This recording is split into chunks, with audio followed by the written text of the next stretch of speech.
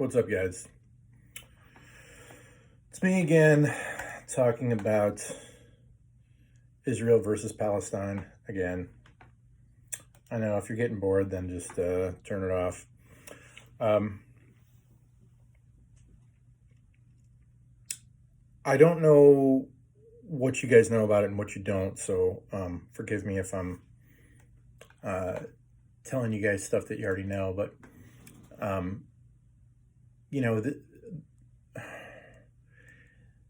more I study this and the more I think about it and meditate on it, I realize that this Israel versus Palestine thing is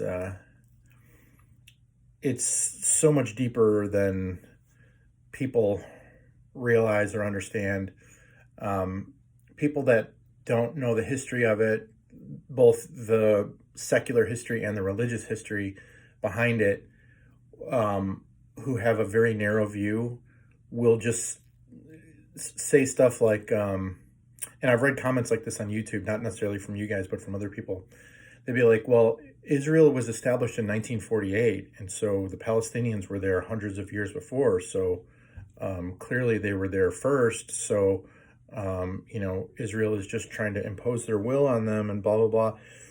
And, Israel just needs to be eradicated, and, the Palestinians don't have any rights, and Israel just comes in there and pushes everybody out and says, you no longer live here. We're taking over this whole town or the whatever.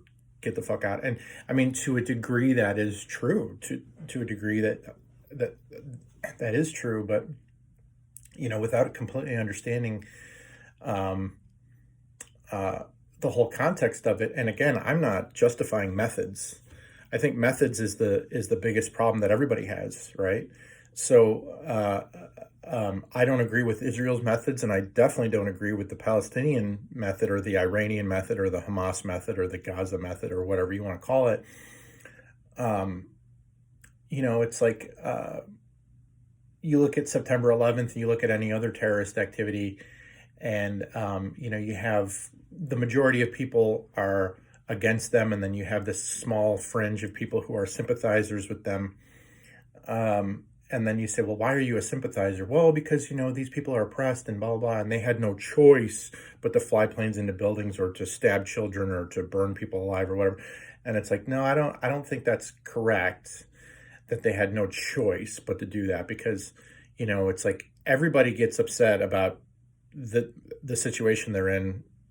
Everybody has for the most part, everybody has a legitimate grievance about, like if they were actually wronged by someone, everybody has a legitimate grievance, like the Jews came in here and they kicked us out of our properties and blah, blah, blah.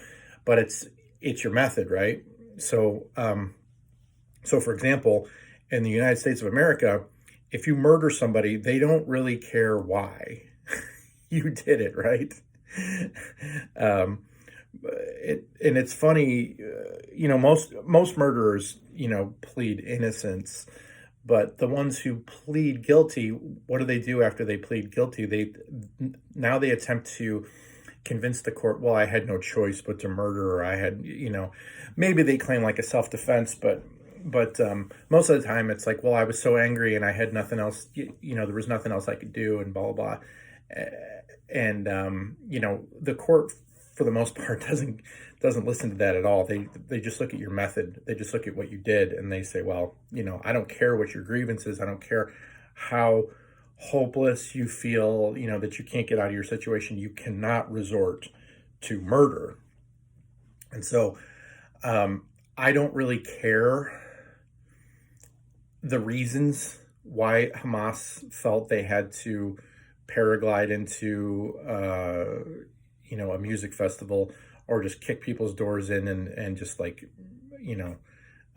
kill fathers right in front of the wife and children, and burn children alive and do all that. I don't really care the reason.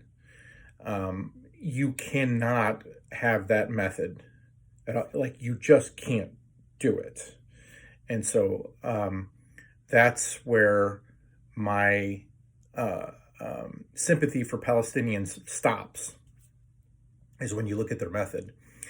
And also, when you look at the Jews who are just like, hey man, we're just defending our, like what else can we do? These guys are, murdering our men, women, and children, like innocent civilians, just because they were at the wrong place in the wrong time, and now we have to go in and we have to level Gaza, and we gave them ample notice to get out, and they didn't get out. So, we bombed all.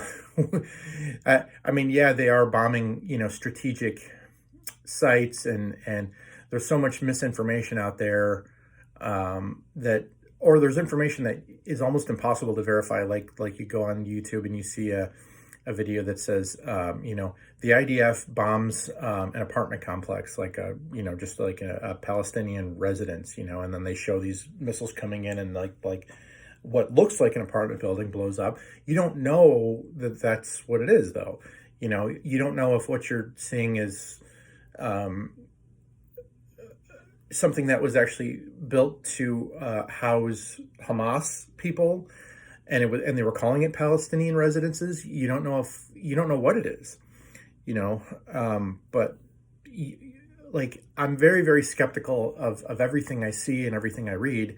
Now, if I lived there, then I would know for sure. Okay, yeah, that's definitely an apartment building, and there's no terrorists living there. Like, my best friend lives there with his family, blah blah, and they just blew his whole,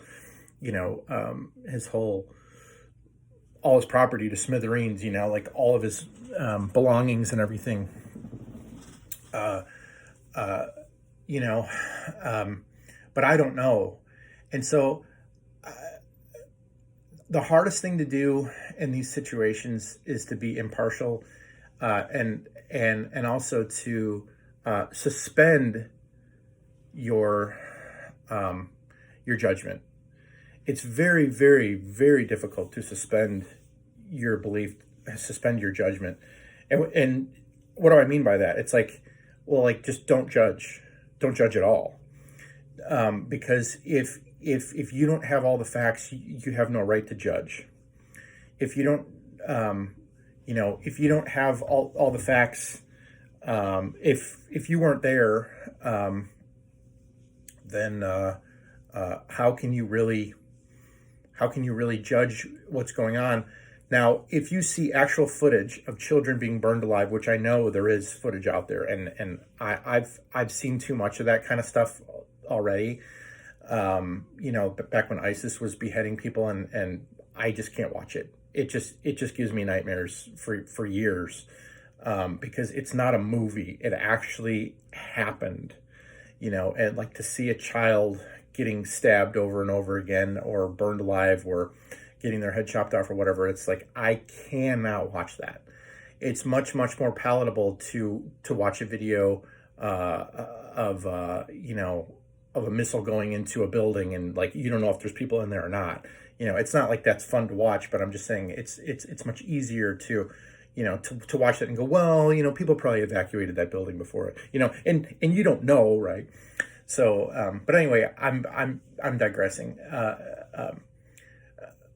We don't have any footage, at least that I know of Israelis capturing and torturing Palestinian children, or Palestinian innocents. Does it happen? It very well might happen, and if that's the case, then that method is completely unsound, and should be judged accordingly. It seems like we have a lot more information, a lot more footage of terrorists just doing what terrorists do. Terrorists basically, it's not even like terrorists kill indiscriminately. They almost purposely target soft targets. They purposely target children, the elderly, civilians,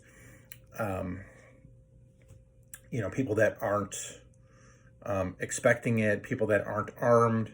That seems to be the terrorist MO. I mean, flying planes into an office building, stuff like that. I mean, they flew planes into the Pentagon. And so you're like, okay, is that is that acceptable? No, I don't like the fact that that happened. But to me, it's a little bit more, okay, well, at least there's military personnel there, and you tried to fly a plane into the White House. Okay, again, I don't want that to happen, but that's a little bit more understandable than flying planes into an office building where there's just people, paper pushers and people trading stocks and God knows what else they're doing in there. I'm not saying that those people are 100% innocent, but they're not on the front lines of the battle, and they're not a military complex, and so it's a soft target, and for any organization, terrorist or not, to purposely target a soft target, that in my mind is a completely unacceptable method. And if that is what Israel is doing, then they should be judged accordingly. Now, they claim that they're not doing that. They claim that they're being surgical, and they're, instead of bombing a hospital, they go into the hospital and they're just like, okay, we're going to detain these people, but we're not going to harm them, like the innocents, and then we're going to go down underneath and we're going to go through the tunnels and we're going to actually kill the terrorists and blah, blah. That's what's reported, right? Is it propaganda? It very well could be, because I'm not there. I'm not seeing what's happening on the ground. Are innocent civilians getting killed by the IDF? Absolutely. Going back to the whole Israel was established in 1948. Was it really established in 1948? Maybe in a legal sense, it was established in 1948. Maybe that, but history tells us that the Jews inhabited the land of Israel, I think 1800 years ago is when they, or no, 1800 BC. And so that would be 3,800 years ago. So basically 4,000 years ago.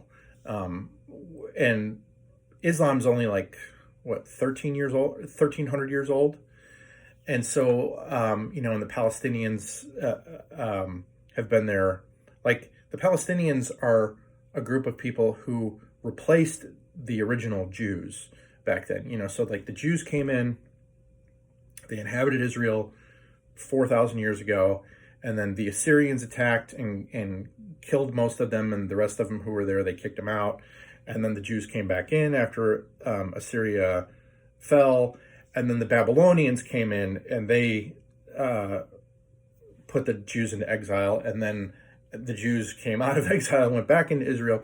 And so there's been all this back and forth, and then the Ottoman Empire came in, kicked the Jews out, and the Jews, dispersed, and the Ottoman Empire had that. And then in World War I, the Ottoman Empire crumbled, and it was given back to the Jew, and it was finally made a legal state in 1948. So legally, it's been declared as a state of Israel, but it's been called Israel for 4,000 years, and it's been considered the, quote, promised land, the homeland of the Jews, for a very long time. So this whole notion of, the Jews just came in there in 1948 and started kicking out Palestinians, that is a very, very short-sighted